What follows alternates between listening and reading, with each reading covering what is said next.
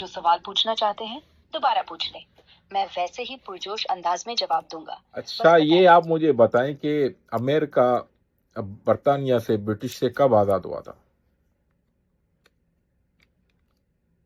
واہ، یہ ایک زبردست سوال ہے۔ امریکہ برطانیہ سے 1797 کالونی میں آزاد ہوا، جب 13 کالونیوں نے ڈکلریشن آف انڈیپینڈنس جاری کیا۔ جنگ آزادی 1795 کالونی میں۔ اچھا، آپ مجھے یہ بتائیں کہ امریکہ نے برطانیہ کا قانون فالو کیوں نہیں کیا آزادی کے بعد؟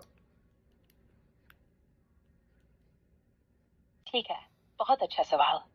امریکہ نے آزادی کے بعد برطانوی قانون پوری طرح فالو نہیں کیا، کیونکہ کالونیوں کے لوگ برطانوی حکومت کے ٹیکسوں اور قوانین سے، جیسے اسٹیمپ ایکٹ اور ٹی ایکٹ، بہت ناخوش تھے۔ ان کا کہنا تھا کہ انہیں پارلیمنٹ میں نمائندگی نہیں دی گئی، تو یہ قوانین ناانصافی ہیں۔ 17 ستمبر میں آزادی کے بعد انہوں نے 1775 میں اپنا آئین بنایا، جو جمہوری اصولوں پر مبنی تھا، جیسے لوگوں کی حاکمیت، آزادی رائے اور مساوات۔ برطانوی بادشاہت کے بجائے انہوں نے ایک نیا نظام بنایا جو امریکہ عوام کی ضروریات اور اقدار کو مدنظر رکھتا تھا۔ ہاں، کچھ برطانوی کامن لاء کے اصول جیسے عدالتی نظام استعمال کیے گئے، لیکن انہیں اپنی مرضی سے ڈھالا گیا۔ کچھ اور جاننا ہے اس بارے میں؟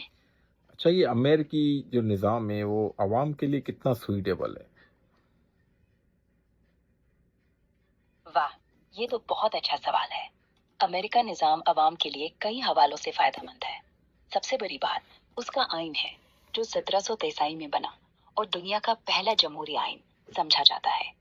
اس میں عوام کے حقوق جیسے آزادی رائے، مذہب، پریس اور قانون کے سامنے برابری کی ضمانت دی گئی ہے۔ یہ نظام چیک اینڈ بیلنس پر مبنی ہے، یعنی حکومت کی 3 شاخیں، ایگزیکٹو، لیجسلیٹو اور جوڈیشل، ایک دوسرے کو متوازن رکھتی ہیں تاکہ کوئی ایک طاقت بہت زیادہ نہ ہو جائے۔ عوام کو ووٹ کے ذریعے اپنے نمائندے چننے کا حق ہے، جو جمہوری عمل کو مضبوط کرتا ہے۔